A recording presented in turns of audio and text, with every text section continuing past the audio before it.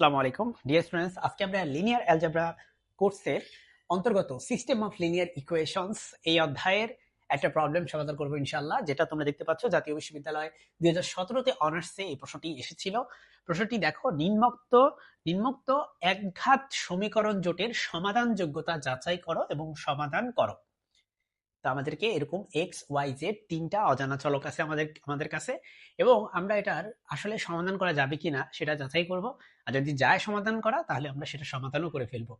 So আমরা এটাকে ইচালন আকারে নিয়ে যাব। মাই ডিয়ার স্টুডেন্টস, আমি তোমাদেরকে ইচালন আকারটা কিভাবে নিতে হয় আমি একটু সংক্ষেপে বলি। প্রথমে এই সমীকরণটা যেভাবে আছে কোনো চেঞ্জ করব না প্রথমটা। দ্বিতীয় সমীকরণে এই জায়গাটা আমি শূন্য বানাবো, আর 3 নম্বর সমীকরণে এটা এবং এটা এই দুটাকে শূন্য বানাবো। আশা করি বুঝতে পারছো। আমি আবার বলি, প্রথম সমীকরণে কিচ্ছু করব না, কোনো চেঞ্জ করব না। দ্বিতীয় সমীকরণে এটা শূন্য করব, 3 নম্বর সমীকরণে এটা এবং এটাকে শূন্য বানাবো। চলো শুরু করি। ইচালন আকার কিভাবে নিতে হয় দেখো। প্রথমেই তুমি এই যে এটাকে শূন্য বানানোর জন্য এটার সাথে 2 দিয়ে গুণ করো, আর এটার সাথে 3 দিয়ে গুণ করো, দেন এটা থেকে এটা বাদ দাও। চলো আমরা এটাকে এ পাশে লিখি ইচালন আকার। আমি যে ইচালন আকার করতেছি সেটার চিহ্ন হচ্ছে এরকম। সো আমি এটার সাথে কত দিয়ে গুণ করব, আমি একটু এই পাশে লিখি। দেখো, আমি চেঞ্জ করলাম L2 তে, সমীকরণ 2 নাম্বার লাইনে চেঞ্জ করছি।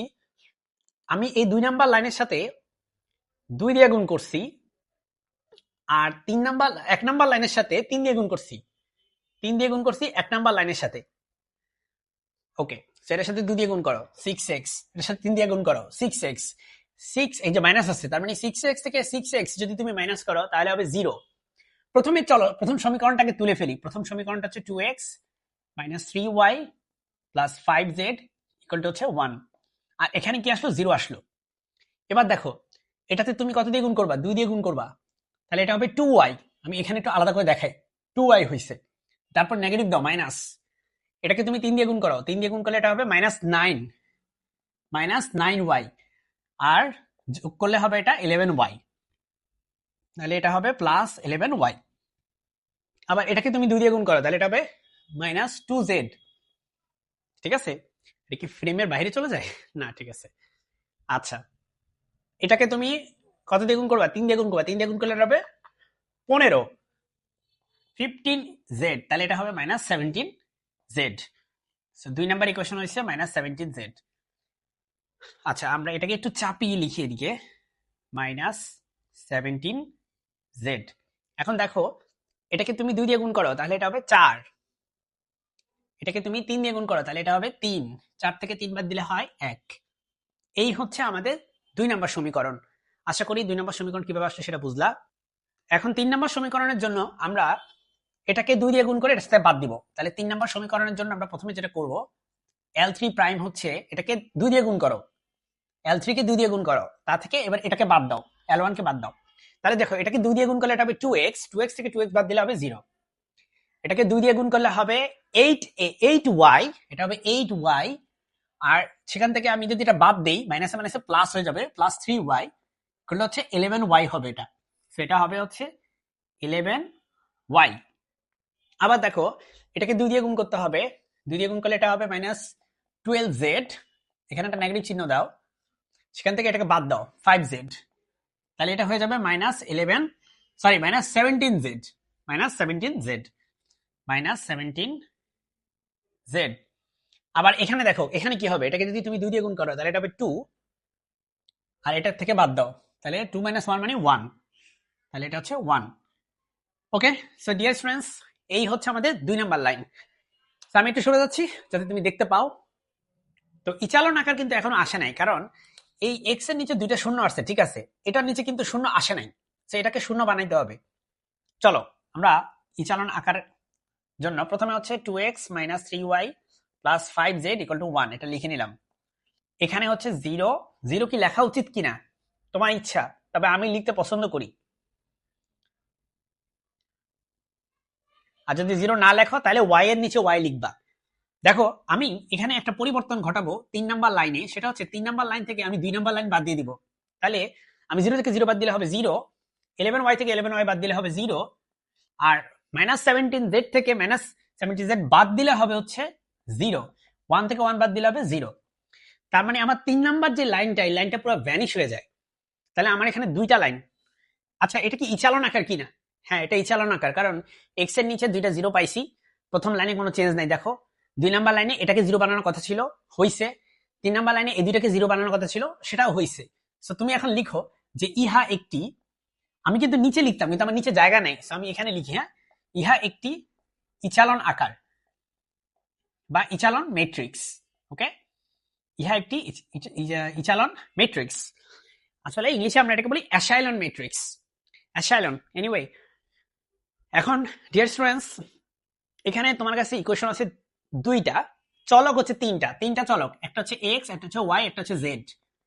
আর তোমার সমীকরণ কয়টা? সমীকরণ হচ্ছে দুইটা, সমীকরণ দুইটি। তা আমরা জানি যে তিনটা চলকের সমাধান করার জন্য দুইটা সমীকরণ এনাফ না, তিনটা সমীকরণ দরকার আমাদের, তাই না? আমাদের তিনটা সমীকরণ দরকার। যেহেতু তিনটা সমীকরণ দেওয়া নাই, তার মানে এখানে একটা একটা মুক্ত চলক আছে। মুক্ত চলক কিভাবে বের করে? মুক্ত চলক বা স্বাধীন চলক কিভাবে বের করে? মোট চলক কয়টা? এক্স ওয়াই জেড, তিনটা। মোট সমীকরণ কয়টা? দুইটা। বাদ দাও, তাহলে মুক্ত চলক কয়টা? একটা। তো কাকে তুমি মুক্ত চলক ধরবা? তুমি কি এক্স কে, সরি, এখানে এক্স ওয়াই জেড যে কোনোটাই মুক্ত চলক ধরতে পারো, এক্স কে, ওয়াই কে, জেড কে, যে কোনোটাকেই তুমি মুক্ত চলক ধরতে পারো। তবে স্ট্যান্ডার্ড প্র্যাকটিস হচ্ছে আমি জেড কে ধরবো মুক্ত চলক। আমি জেড কে ধরলাম, ধরি, এভাবে লিখবা, ধরি জেড হচ্ছে মুক্ত চলক, এভাবে লেখো, ধরি জেড হচ্ছে মুক্ত বা স্বাধীন চলক। ঠিক আছে? তো জেড ইকুয়াল টু আমি ধরে নিচ্ছি ধরো Z equal to let's say A ধরে নিলাম, যেখানে এ হচ্ছে একটা বাস্তব সংখ্যা সেটের সদস্য। এটা পাশে লিখে নিবা, এ হচ্ছে একটা বাস্তব সংখ্যা। বুঝতে পারছো? প্রথমেই এভাবে লিখে নিবা। আচ্ছা মাই ডিয়ার স্টুডেন্টস, আমি একটা কথা বলতে ভুলে গেছি। এই পাশে একটা চিত্র তুমি দেখতে পাচ্ছ, এই চিত্রটা আসলে এই অঙ্কের সাথে রিলেটেড না, ওই চিত্রটা অন্য একটা প্রমাণের, আমি এঁকে রাখছিলাম। সো তুমি ওটাকে স্কিপ করো, ঠিক আছে? Don't mind. এখন দেখো ডিয়ার স্টুডেন্টস, এখানে আমরা জেড এর মান পাচ্ছি এ, এটা আমি ধরে নিছি। সো আমরা এখানে একটু জায়গা করে নিই, হ্যাঁ। সো জেড যদি এ হয়, আমরা 2 নাম্বার যে সমীকরণ, সেখান থেকে আমরা ওয়াই এর মান বের করতে পারি। আমরা এখানে পাচ্ছি 11y মাইনাস 17, জেড এর জায়গায় বসাবা a ইকুয়াল টু 1। তাহলে এখান থেকে y হবে কি? 11y ইকুয়াল টু হবে হচ্ছে 1 প্লাস 17a। সুতরাং y হবে 1 প্লাস 17a ডিভাইডেড বাই 11। ওকে, এই হচ্ছে আমাদের y। এবার আমরা z বের করব, সরি x বের করব, কারণ আমরা প্রথম ইকুয়েশন ইউজ করব এই ক্ষেত্রে। আমাদের ইকুয়েশনে আছে দুইটা, আমি যদি z এখানে বসাই y পাইছি, এবার y আর z বসিয়ে দিলে আমি x ও পাবো এখান থেকে। তো চলো y আর কি, y আর z বসিয়ে দিই। এখানে দেখো 2x আছে, 2x minus 3 into y, 3 into y, y মানে হচ্ছে এই পুরো জিনিসটা। সো এটা হচ্ছে 1 প্লাস 17a ডিভাইডেড বাই 11। আর এখানে আছে 5z, z এর জায়গায় আমি a ধরে নিছি, তাহলে এটা হবে 5a ইকুয়াল টু 1। এই যে এখন আমরা সমীকরণটা পেলাম, এটা এখন আমরা একটু সমাধান করে ফেলি। সো ক্যালকুলেশন করলে প্রথমেই আমরা এখানে দেখতে পাচ্ছি যে লসাগু করলে 2 আর 11 গুণ করলে হয় 22, 22x। আর এখানে আছে 3 ইন্টু 1 মানে 3, মাইনাসে প্লাসে মাইনাস 3 ইন্টু 17, 3 17 51, তাই না? হ্যাঁ 51, রাইট, 51a। 11 ইন্টু 5, 5 11 কত?